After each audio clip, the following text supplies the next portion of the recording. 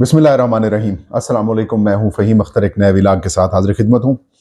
नाज़रीन, पाकिस्तान के आम इंतखाबात जो कि 12वें आम इंतखाबात हैं, जो कि होने से पहले ही मुतनाज़ा हो चुके हैं, इस हवाले से एक अहम और डेवलपमेंट रात मैंने आपको बताया था कि PTI का जवाबी वार सामने आया है। तो इस जवाबी वार की मज़ीद तफ़सीलात सामने आई हैं, जो गुज़श्ता रोज़ बल्कि एक दिन कबल बल्कि 2 रोज़ कबल जो यूरोपीय यूनियन के जो एक इलेक्शन ऑब्जर्वर ग्रुप है, उसकी जो मुलाकात तहरीक इंसाफ की डेलीगेशन से हुई है, उस मुलाकात की एक और बड़ी दिलचस्प तफसीलात सामने आई हैं। इसका पाकिस्तान के ऊपर क्या असर पड़ सकता है, उसकी तफसीलात आपके साथ शेयर करेंगे। और PTI ने अपने इंट्रा पार्टी इंतखाबात कराने का जो है फ़ैसला किया है, और ये भी फ़ैसला किया है कि जो तारीख़ है वो आम इंतखाबात 2024 यानी कि 8 फरवरी से पहले पहले election commission of Pakistan inter party इंतखाबात करवाएगा और अपने पार्टी आइन के तहत कराएगा, ताकि बाद में जो तहरीक इंसाफ के आज़ाद हैसियत में मुंतखब होने वाले अरकान हैं वो उसमें शामिल हो जाएँ, और फिर तहरीक इंसाफ पार्लिमान के अंदर बतौर सियासी जमात जाए और फिर अपनी मखसूस नशिस्तों के भी हासिल करने की जो कानूनी जंग है वो लड़ सके। एक बड़ी और अहम डेवलपमेंट है, वो आपके साथ शेयर करेंगे। आगाज़ नाजरीन, गुज़श्ता रोज़ मैंने एक व्लॉग किया था, बल्कि रात को मैंने व्लॉग किया था, जिसमें मैंने बताया था कि तहरीक इंसाफ ने जो कुछ उसके साथ हो रहा है, इसकी तमाम तर तफसीलात इलेक्शन ऑब्जर्वर ग्रुप जो यूरोपीय यूनियन का है उसके साथ शेयर कर दी हैं।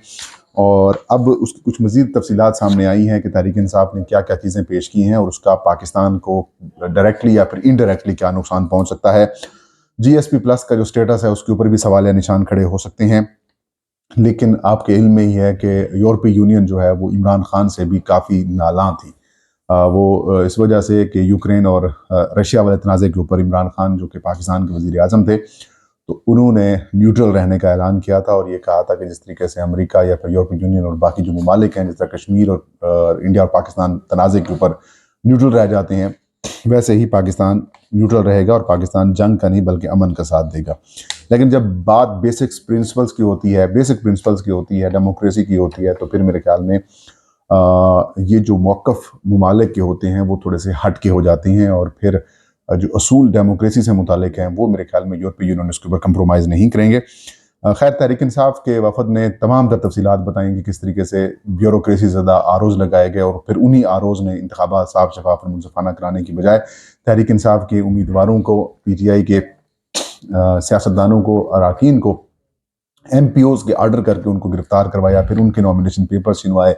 फिर उनके ऊपर ज़मीन तंग की गई। पुलिस का किरदार रहा, पुलिस को रोकने वाला नहीं था। इलेक्शन कमीशन ऑफ पाकिस्तान का जो किरदार था बड़ा मुतनाज़ा किस्म का किरदार रहा। कमीशन जो है वो साफ शफाफ मुनसफाना इलेक्शन कराने की बजाय सिर्फ एक सियासी जमात को टारगेट करके बैठी रही। इसी तरीके से PTI के इंटर पार्टी इंतखाबात को बगैर किसी ठोस वजूहात के ऊपर जो है वो रद्द कर दिया गया, और PTI जैसी एक बड़ी सियासी जमात को, जिसको करोड़ों वोटर्स जो हैं वो वोट करने के लिए तैयार बैठे थे, उनको आम इंतखाबात से ही उनको वोट डालने से महरूम करने की कोशिश की गई। अब PTI के जो उम्मीदवारान हैं वो एक सियासी निशान के ऊपर, इंतखाबी निशान के ऊपर नहीं, बल्कि वो मुतफर्रिक इंतखाबी निशानात के ऊपर इलेक्शन कंटेस्ट कर रहे हैं। और जो इंतज़ामिया का किरदार है, पुलिस का हो, इस्टेब्लिशमेंट का हो, इवन कि अदलिया का भी जो किरदार है वो भी बड़ा मायूस कुन है। पाकिस्तान के अंदर आइन के मुताबिक काम नहीं करने दिया जा रहा, गैर आइनी काम कराए जा रहे हैं या फिर किए जा रहे हैं। उम्मीदवारों से नॉमिनेशन पेपर्स छीनना हो, उम्मीदवारों को गिरफ्तारी, तजवीज़ कुनंदगान, तायद कुनंदगान की गिरफ्तारी हो, या फिर जितनी भी तहरीक इंसाफ के चेयरमैन बानी चेयरमैन इमरान खान साहब के ऊपर जो FIR दर्ज की गई, उनके ऊपर मुकदमात बनाए गए, 150 के करीब मुकदमात की तफसीलात सामने आई, जिस तरीके से उनको कानून के मुताबिक जो है वो उनको अपने दिफा का हक नहीं दिया जा रहा, और जो एक सियासी जमात के हकूक़ हैं उनको सलब किया। मतलब ये तमाम तर जो तफसीलात हैं ये ऑब्जर्वर जो ग्रुप आया हुआ है 4 रुकनी, उनको दिया गया। और मेरे ज़राए नाज़रीन वो ये बताते हैं कि ये जो मुलाकात हुई है ये उनकी ख्वाहिश के ऊपर हुई है, और ज़राए ये बताते हैं कि यूरोपीय यूनियन के इस वफ़द ने बड़ी तशवीश का इज़हार किया है, बड़ी हैरानगी का इज़हार किया है, और उन्होंने कहा है कि वो इस सारी सूरत हाल के ऊपर जो अपनी रिपोर्ट है वो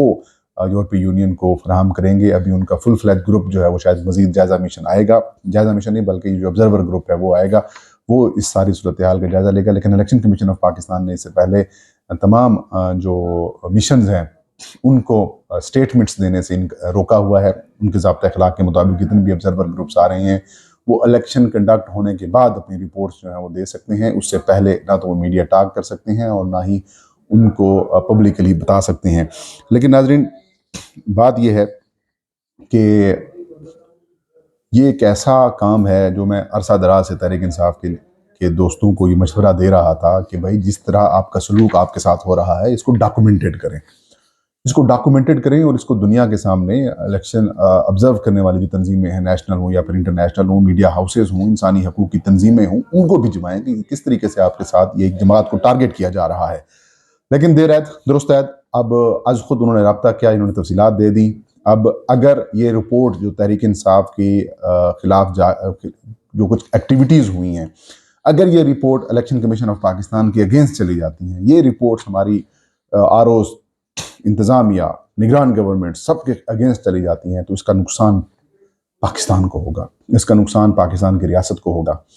پاکستان کو پابندیوں کا بھی سامنا کرنا پڑ سکتا ہے، خدا نہ خواستہ ایسا ہو۔ پاکستان کا جی ایس پی پلس سٹیٹس جو ہے وہ بھی خطرے میں پڑ سکتا ہے، کیونکہ آبزرورز کی رپورٹ اور وہ الیکشن آبزرورز جو ایک مختلف کئی ممالک کا مجموعہ ہے، یورپی یونین جسے کہتے ہیں، اگر اس کی طرف سے ایسی خوفناک رپورٹ چلی جاتی ہے تو پھر ان کی جو پریشانی ہے ناظرین وہ نہ صرف بڑھ جائے گی بلکہ پاکستان کی یہ پریشانی جو ہے وہ بڑھ جائے گی۔ میرے خیال میں انا میں ہمیں اتنا آگے نہیں جانا چاہیے کہ ہم پاکستان کو بھی اس کے اوپر کویسچنیبل کر دیں۔ خیر یہ ایک پریشان کن صورتحال ہے، لیکن کیا کریں، جب آپ غیر آئینی کام کو فوقیت دیں گے، جب آپ آئین کے اوپر عمل نہیں کریں گے، ایک سیاسی جماعت کو آپ دیوار سے لگائیں گے، آپ اگر اس طرح سے یہ کام کریں گے، اور بالخصوص جس طریقہ کا کردار الیکشن کمیشن آف پاکستان اور سکندر سلطان راجہ صاحب چیف الیکشن کمشنر ہیں پاکستان کے، وہ کردار ادا کر رہے ہیں، تو اس سارے صورتحال کے اندر وہ کہتے ہیں نا کہ جب آپ کو دیوار سے لگا دیا جائے اور آپ کا گلا گھونٹ دیا جائے تو پھر آپ کے پاس ماں سوائے چیخنے کے، چلانے کے، یا پھر جو آپ کے پاس آخری آپشن ہوتا ہے آپ کو استعمال کرنے کے علاوہ آپ کے پاس کوئی آپشن نہیں ہوتا۔ تو میرے خیال میں پی ٹی آئی کو اسی طرف لے گئے ہیں، اس نیج پہ لے گئے ہیں، اور اب پی ٹی آئی اسے کیا کہتے ہیں ریٹیلیٹ کر رہی ہے، اور ریٹیلیٹ بھی بڑا خوفناک کر رہی ہے۔ لیٹس ہوپ پاکستان کے لیے بہتر ہو۔ اس کے علاوہ جی تحریک انصاف نے کیونکہ پی ٹی آئی کو عام انتخابات 2024 کی جنرل سیٹوں سے تو مطلب انتخابی نشان سے باہر کر دیا گیا، پی ٹی آئی کو الیکشن سے بھی آلموسٹ باہر کر دیا، لیکن اب تحریک انصاف نے اپنے جو معاملات ہیں ان کو بہتر کرنے کا فیصلہ کر لیا ہے، بالخصوص انٹرا پارٹی انتخابات کرانے کا انہوں نے فیصلہ کر لیا ہے، اور یہ فیصلہ کیا ہے کہ intra party election commission of Pakistan کی تمام تر جو چیزیں آبزرویشن سامنے آئی ہیں ان کو دور کیا جائے گا، جو سپریم کورٹ کی آبزرویشنز آئی ہیں ان کو بھی دور کیا جائے گا، اور جنرل الیکشنز 2024 جو 8 فروری ہیں اس کے منعقد ہونے سے پہلے تحریک انصاف انٹرا پارٹی انتخابات کرائے گی، اور اس کی پھر تفصیلات الیکشن کمیشن آف پاکستان کو جمع کرائی جائیں گی، اور تفصیلات جمع کرانے کے بعد جب الیکشنز ہو جائیں گے، ان کے جب نتائج سامنے آ جائیں گے، اور جب آزاد امیدواروں کو کسی پارٹی کے اندر شمولیت کا وقت دیا جائے گا، تو اس سے پہلے وہ کہتے ہیں ہم کوشش کریں گے کہ تحریک انصاف کا جو پارٹی نشان ہے وہ بحال کیا جائے، اور اس کا سرٹیفکیٹ جو ہے وہ بحال کر دیا جائے، تاکہ وہ جماعت کے اندر کوئی آزاد امیدوار اگر شامل ہونا چاہتے ہیں تو پھر وہ شامل ہو سکیں۔ تو اب صورتحال یہ ہے